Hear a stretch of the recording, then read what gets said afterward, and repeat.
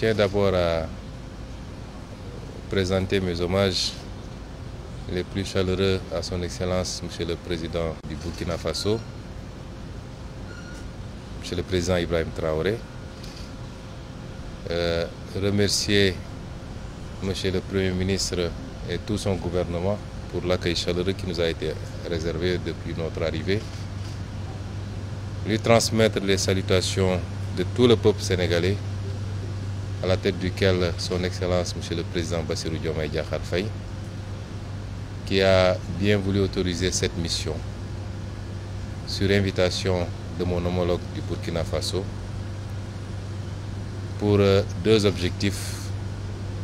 D'abord, une visite pour participer à la célébration d'un grand et digne fils de l'Afrique, d'un leader qui illumine depuis quelques décennies tous les combats patriotiques, panafricanistes et souverainistes du continent, c'est-à-dire le regretté président Thomas Sankara, qui sera célébré demain à travers l'inauguration du mausolée qui lui est dédié, mais également une visite de travail avec mon homologue du Burkina sur un certain nombre de thématiques de coopération entre nos deux pays.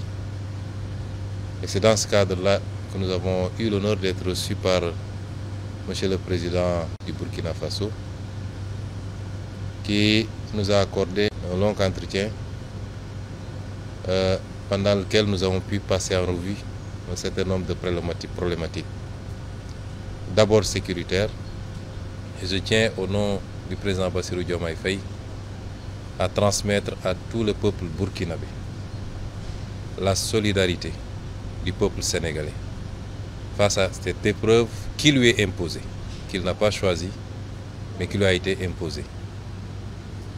Transmettre un message de soutien absolu au président Traoré, à tout son gouvernement et au peuple burkinabé dans sa lutte contre ce terrorisme qui lui a été imposé. Envisager toute possibilité de collaboration et de soutien face à cette épreuve. Parce qu'il est illusoire de penser que lorsque le Burkina ou le Mali ou le Niger subissent cette épreuve, que ça restera simplement dans les frontières de ces pays. Nous savons tous que nos destins sont liés par l'histoire et par la géographie. Et qu'aucun de nos pays ne peut être épargné par cette gangrène si elle continue à s'épancher à travers l'Afrique de l'Ouest. Et c'est pourquoi le Sénégal, au-delà de la manifestation de la solidarité, n'exclura aucune forme de collaboration pour soutenir nos frères dans cette épreuve.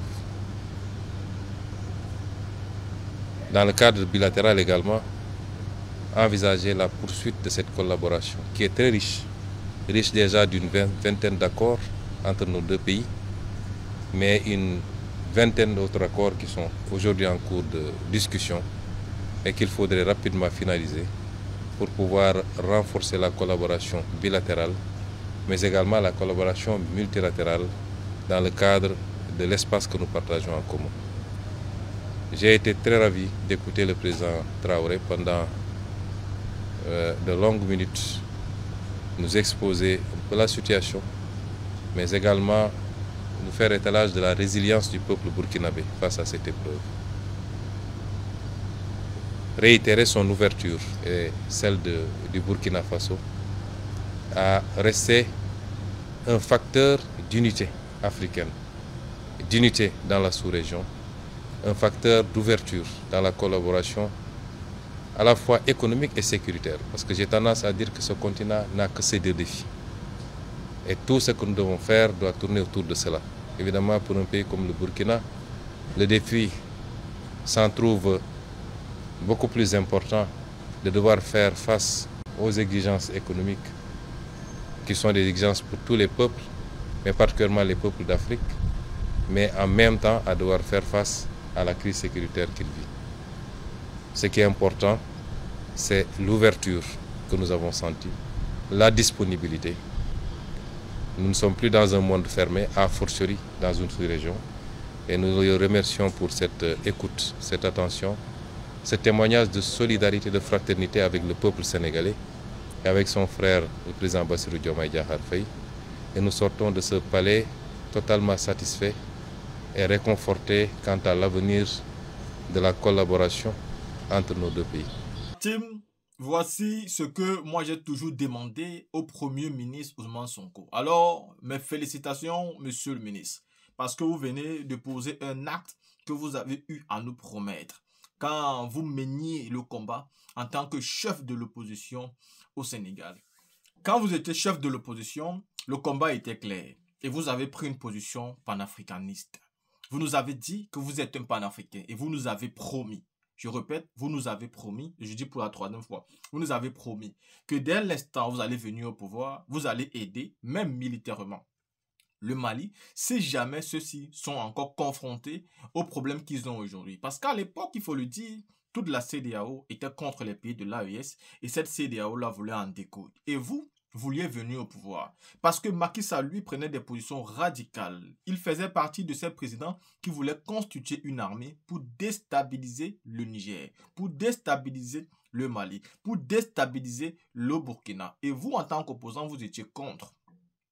Et ça nous plaisait parce que ce Ousmane Sonko était non seulement radicalisé à cette façon de gouvernance, mais surtout radicalisé à la position colonialiste que nos vieux présidents nous imposent encore. Et c'est ce Ousmane Sonko que nous on a aimé. C'est lui que nous avons accepté de mener le combat avec lui. Quand bien même vous tenez des discours Wolof, n'est-ce pas, qui est votre langue nationale, il faut le respecter. Nous, on décidait quand même de communiquer là-dessus alors qu'on avait déjà du mal à comprendre. Parce qu'on se disait que le combat que vous menez est un combat qui est très important. Et à chaque fois où un combat important est mené en Afrique, c'est bénévolement que nous faisons des vidéos. Il n'y a personne qui nous approche. Nous avons quand même des chaînes qui sont suivies par des milliers de personnes.